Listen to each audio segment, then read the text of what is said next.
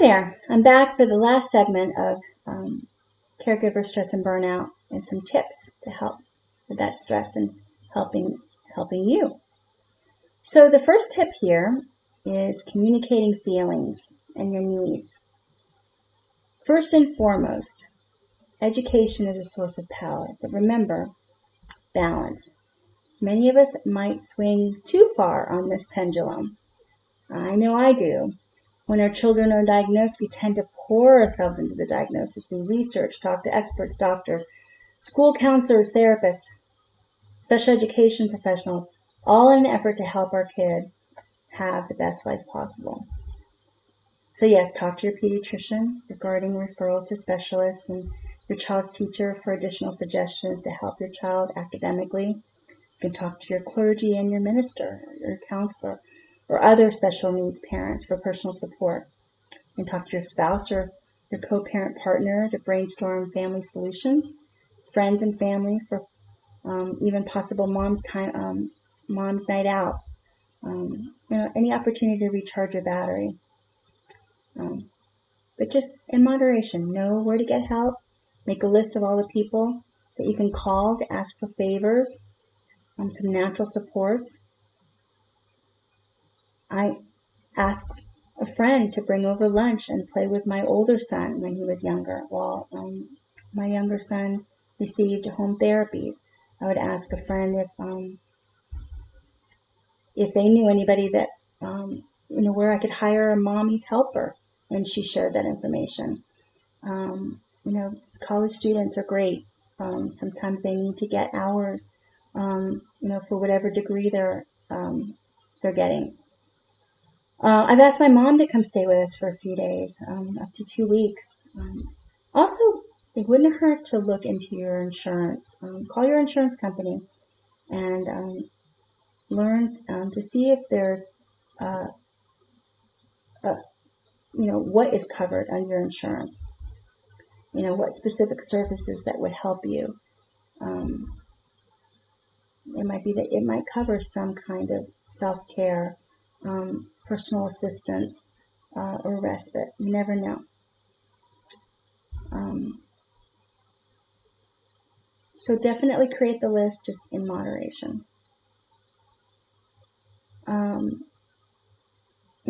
Trade off with another friend. Do you need help picking up kids from school? Trade off days. Ask a neighbor who's already picking up his or her own kids. In this day and age, social media can ease the burden of asking as well. Post your needs on your personal social media page or register on one of the many caregiver websites that allow you to create a list of your needs. For example, dinner twice a week, the lawn mowed weekly, a companion for hospital visits, again, the sandwich generation. So friends can sign up for duties. You'd be surprised, friends just don't know how to offer that they are many are more than willing to help. And enlist the help of other parents of children with disabilities. Sometimes you feel you're the only one who can handle your own child's care, and this is certainly true to an extent, but that doesn't mean that you can't get away for a few hours every now and then. By leaving your child with a trusted sitter or a family member, you're teaching your child also how to handle change. And that was an important one for us, is mixing it up as part of his treatment. At first, we spent so much time getting him on a schedule so that he wouldn't be anxious. But then we realized that schedule was becoming so rigid that we needed to actually mess up his schedule. So your child will develop the resilience, some resiliency skills and adaptability that every kid deserves to learn, regardless of their disability. And to ensure the person helping you is up to the task, consider some caregiver training. Many hospitals and state social service agencies provide classes for siblings and parents, grandparents, teachers, and babysitters. And participants learn how to communicate their feelings, needs, and concerns more effectively by using messages through brief dramatization. So helping them kind of role play in these trainings, and helping them understand truly how that disability affects your child.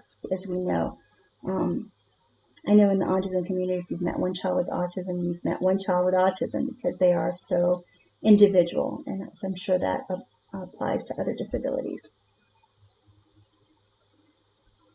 Okay, next tip, meltdowns.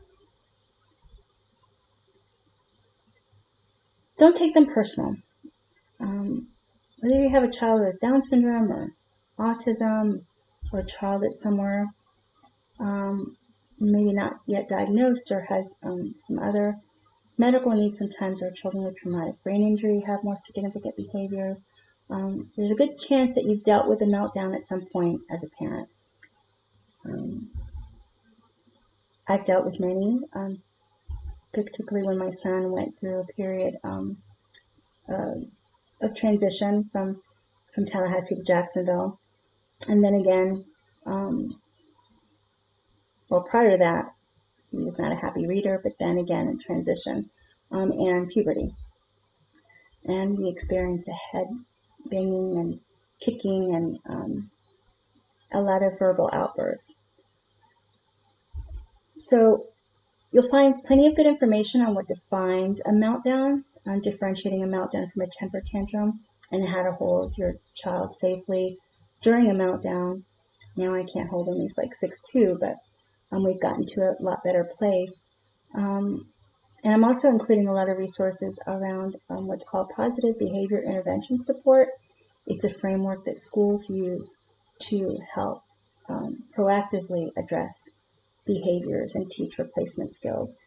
So if you're just transitioning into a public school, this will be valuable information for you to have, especially if your child has some behaviors. Okay. When you're in the when you're in the middle of with a meltdown with your child and dealing with screaming and hitting, it really feels like an assault on you as a person, and you're really just trying to keep that child safe. So remember, it's not personal. They're not lashing out at you. They've lost their control to be able to manage their emotion and regulate. And as soon as you start realizing that, it'll be a lot easier, and hopefully you'll be able to help them kind of overcome those a lot quicker.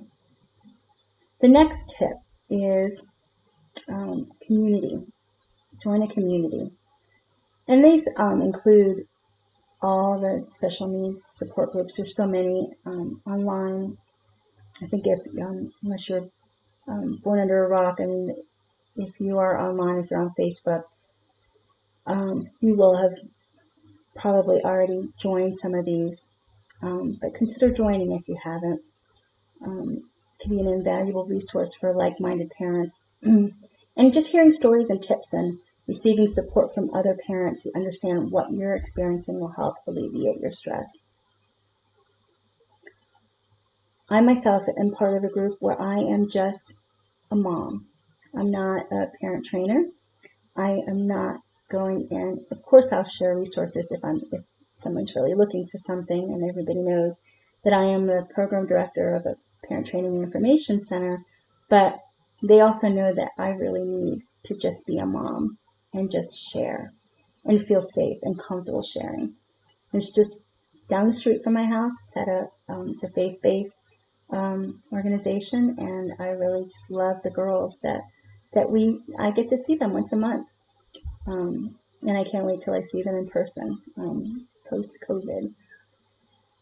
Seeking help doesn't always mean asking someone to do something. Often what a caregiver needs most is just to maintain contact with friends and family. And that can be hard. However, when your kids need you, especially when your kids need you close by, so ask a friend to come over after the kids go to bed. Talk over a pot of coffee, share a meal, watch a movie. You can even now watch a movie online and just kind of do like a watch party. You don't even have to be in the same room, but at least you're still talking about it. Take time to connect and laugh with others, and Free yourself from your usual worries. So definitely connect with support groups, both online and in person. They can be very helpful. The burden shouldn't be on you to make it easier for someone to help you. I'll read that again. The burden shouldn't be on you to make it easier for someone to help you. You have enough on your plate. Besides, most people want to help you. If you let your friends or family know what you need. Okay, so maybe they're a little hesitant about providing respite care. Maybe they're worried they don't know how to handle the situation. There's other ways they can help. So let them lessen the burden. It's not just good for you, but for your whole family.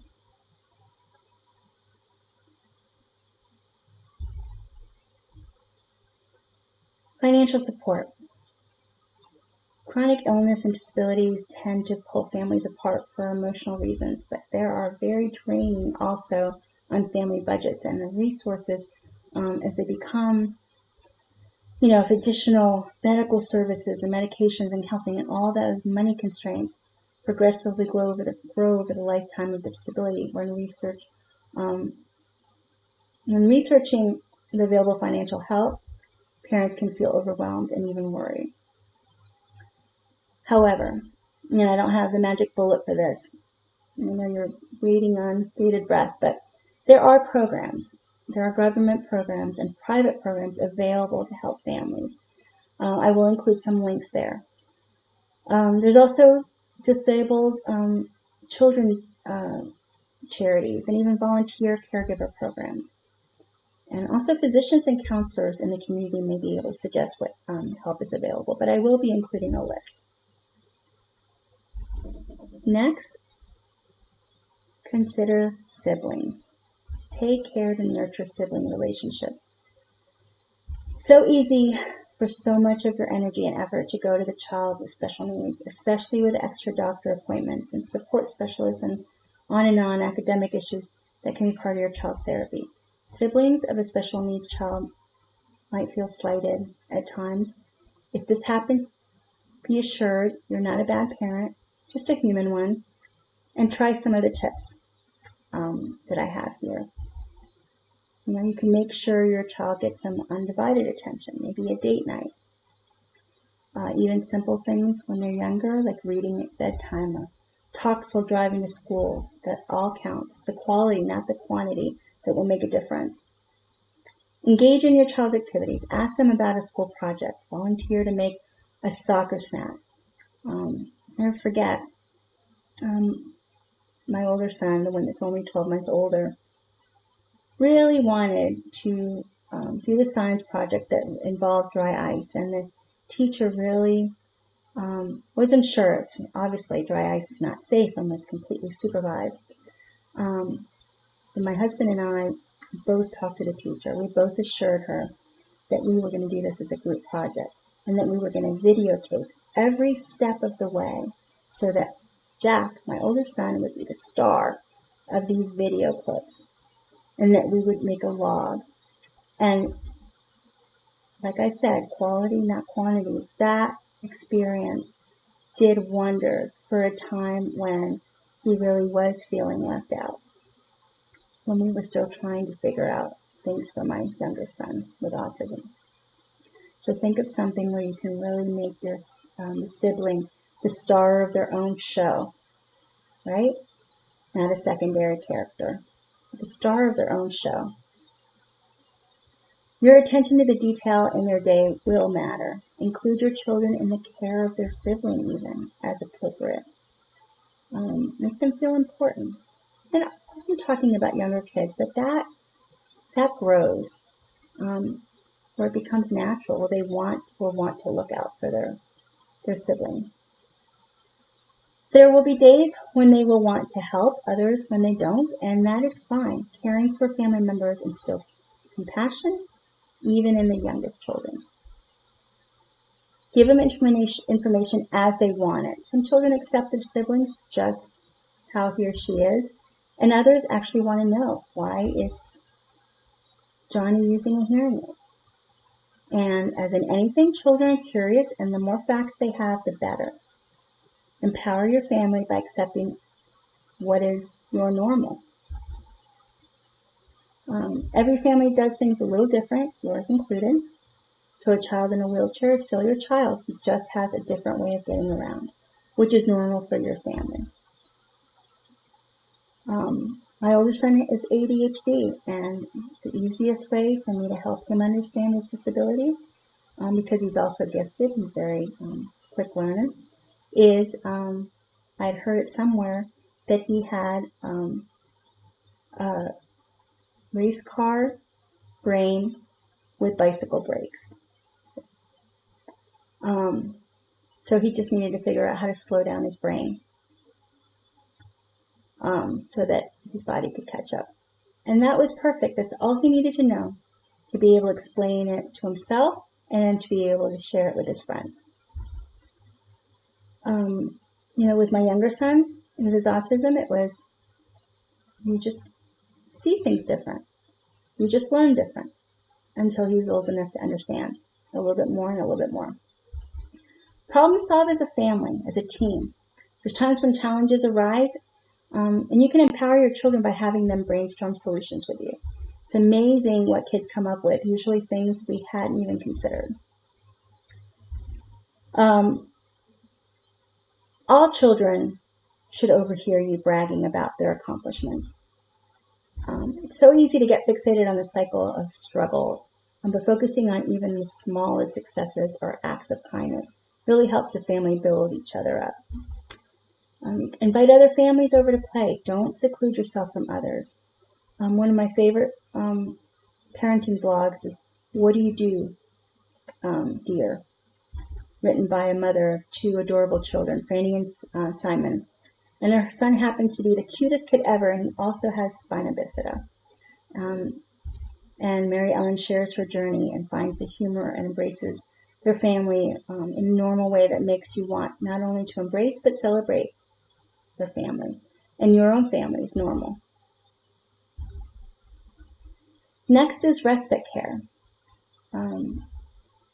Again, the best social support starts with those closest to the parent and their child. And family and friends are the ones most likely to offer support. But by confiding in them, parents will have an outlet, and these family members will feel a part of the living, giving process. They will help to bring that normal back to the upheaval with the parents, and cousins are great for that. And regular cousin play and rivalry, totally neurotypical and great for development.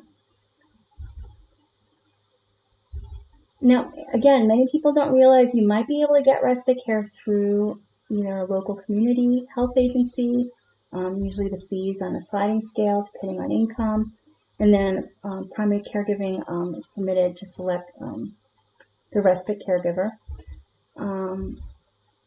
There's something called the PCP. I think I mentioned it earlier. It stands for Person-Centered Plan. The first step to getting a PCP for a person with disabilities, the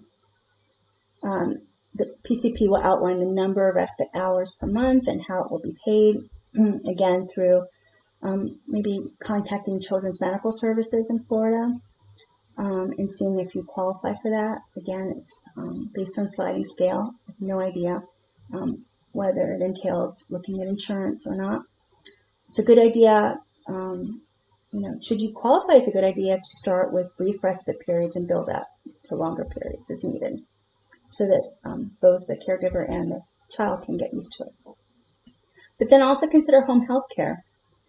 Some insurance companies might cover the cost of an in-home health aide or visiting nurse for a few hours. So for our families of children with more medical needs, or chronic, more severe.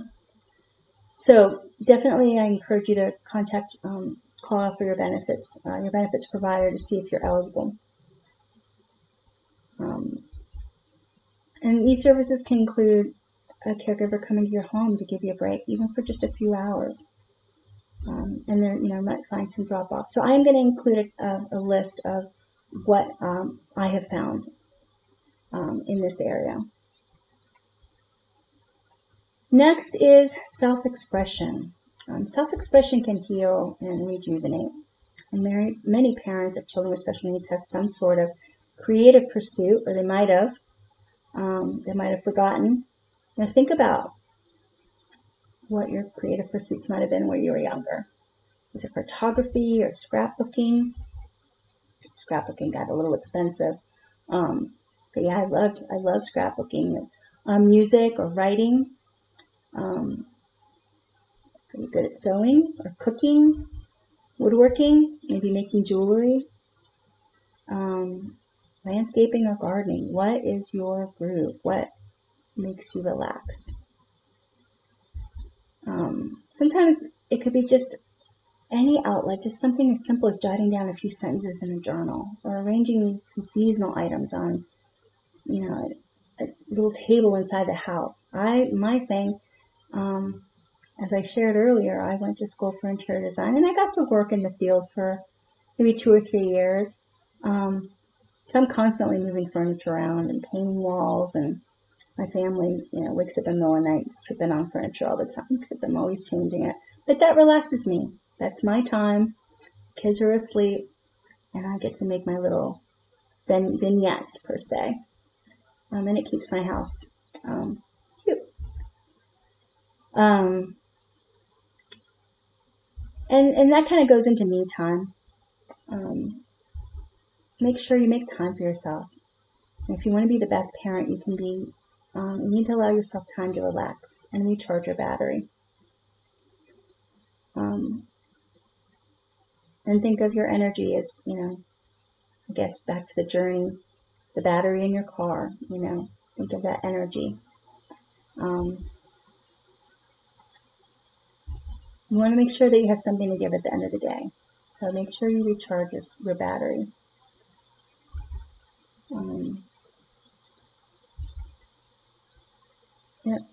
Don't stretch yourself too thin.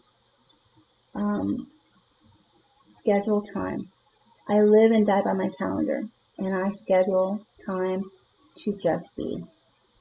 Time to look through silly videos, cute cat and dog videos. Take 10 minutes every, couple hours.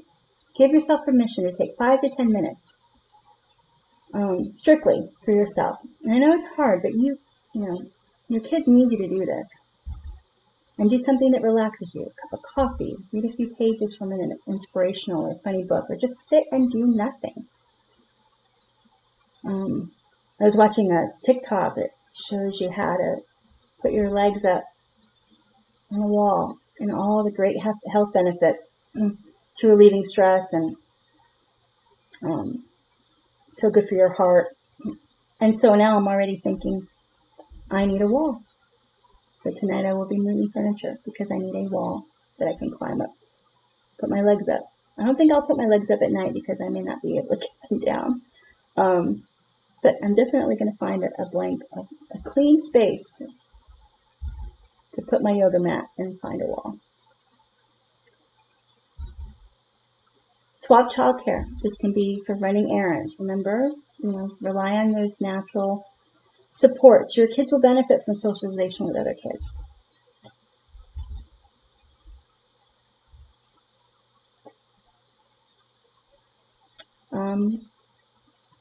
Find your place. That's pretty self-explanatory, but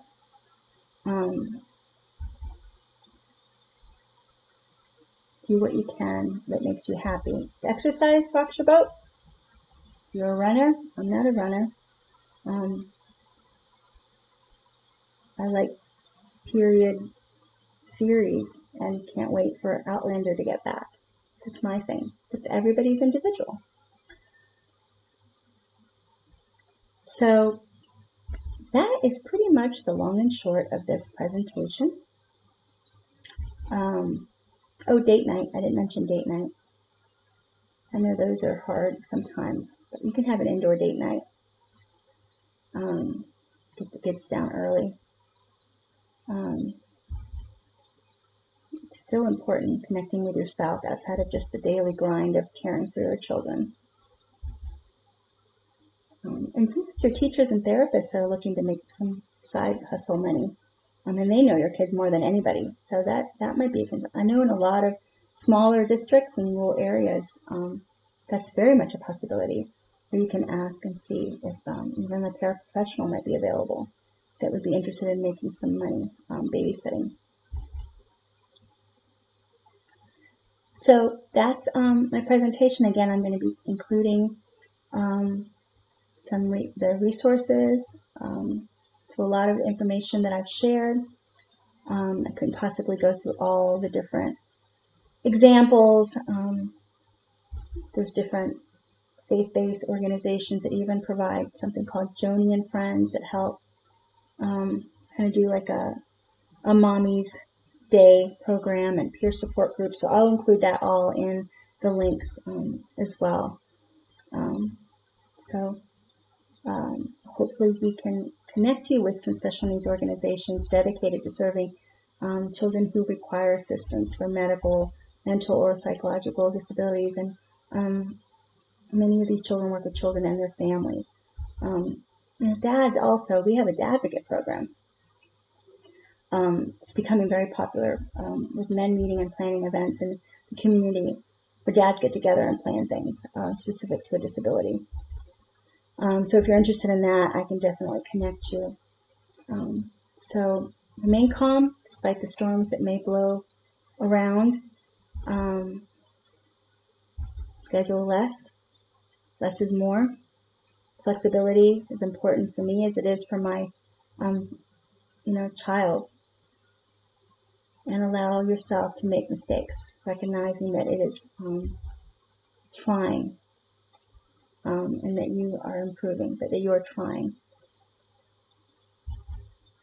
So thank you so much for attending these segments on caregiver stress and burnout and the tips and strategies to help you.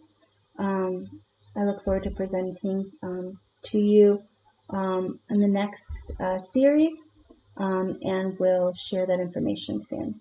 Thank you so much, and have a good day. Bye.